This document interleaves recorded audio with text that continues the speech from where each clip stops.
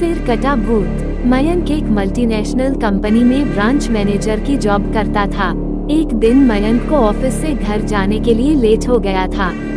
सर्दी की मौसम होने के कारण रात भी जल्दी हो गई थी। ठंड भी बहुत शुरू हो चुकी थी। रास्ते में चलते चलते मयंक को अचानक एक आवाज सुनाई दी, रुक जाओ। मयंक वहीं पर ही रुक गया और पीछे मुड़ के देखा, लेकिन पीछे कोई भी नहीं था। फिर से वही आवाज सुनाई दी, सामने देखो। जैसे ही मयंक ने सामने देखा तो उसे जमीन पर कुछ चमकती हुई चीज दिखाई दी। मयंक दौड़ के उस चीज के पास गया और देखा तो यह कोई साधारण चीज नहीं थी बल्कि एक चमकता हुआ हीरा था। उसने वह हीरा अपने हाथ में लिया।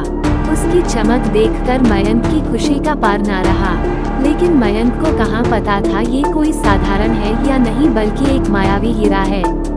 अचानक उस हीरे में से आवाज आई, अगर तुम्हें और हीरे चाहिए तो इस जमीन को खोदो। इस जमीन के नीचे बहुत सारे हीरे हैं।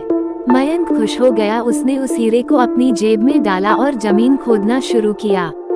करीबन 2 फीट खोद काम करने के बाद अचानक मयंक डर के मारे चिल्लाने लगा।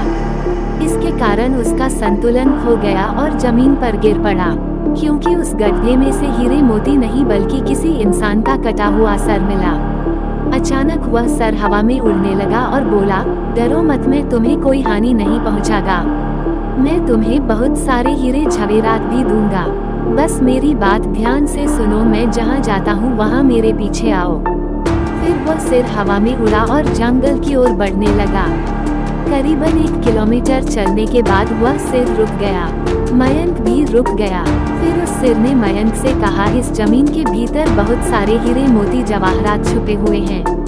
इस जमीन पे खोद काम शुरू करो।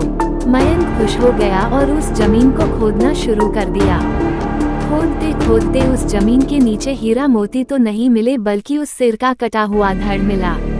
उस सिर ने कहा, अब तुम्हें एक आखिरी काम करना है, उसके बाद मैं तुम्हें माला माल कर दूंगा।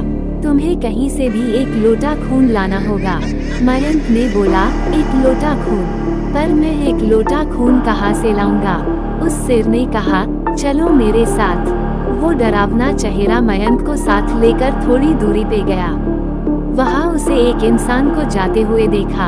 वो सिर बोला, उस इंसान को मारकर उसका खून ले आओ। मयंक डर गया और बोला, नहीं नहीं, यह मुझसे नहीं होगा।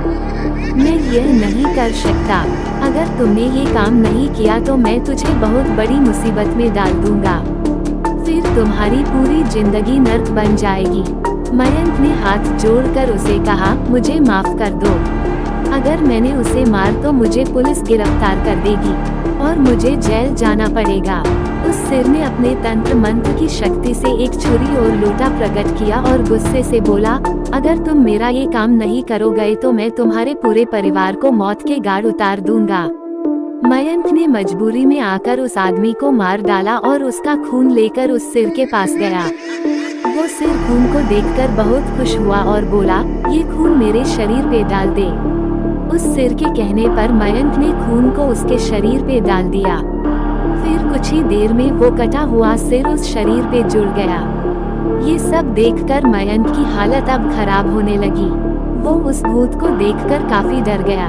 जैसे ही वो भूत जिंदा हुआ तो जोर जोर से हंसने लगा और डरावनी आवाज में बोला, तुमने बहुत बड़ी गलती कर दी कि तुम्हें मुझे फिर से जिंदा कर दिया। अब मैं सिर्फ तुम्हें ही नहीं बल्कि इस पूरे शहर को मौत के घाट उतार दूंगा।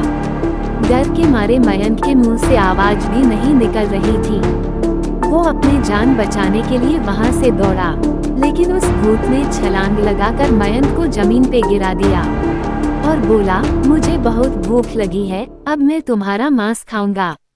जैसे ही उस भूत ने मांस खाने के लिए आगे बढ़ा कि तुरंत ही उसका सिर धड़ से अलग हो गया। मयंक समझ नहीं पाया कि आखिर यह चमत्कार हुआ कैसे। जब मयंक ने पीछे मुड़कर देखा तो एक अघोरी बाबा खड़े थे। उस अघोरी बाबा ने कहा, जब तुम उस आदमी को मारकर उसका खून ले जा रहे थे तभी मैंने देख लिया था और समझ गया कि कुछ तो बुरा होने वाला है, इसीलिए मैं तुम्हारे पीछे पीछे यहाँ तक चला आया और मैंने अपनी मंत्र की शक्ति से उस भूत को फिर से मार दिया। अब तुम निश्चित होकर अपने घर जाओ, अब तुम पर कोई खतरा नहीं है। उस बात को याद करता है तो उसकी रूह तक कांपने लगती है।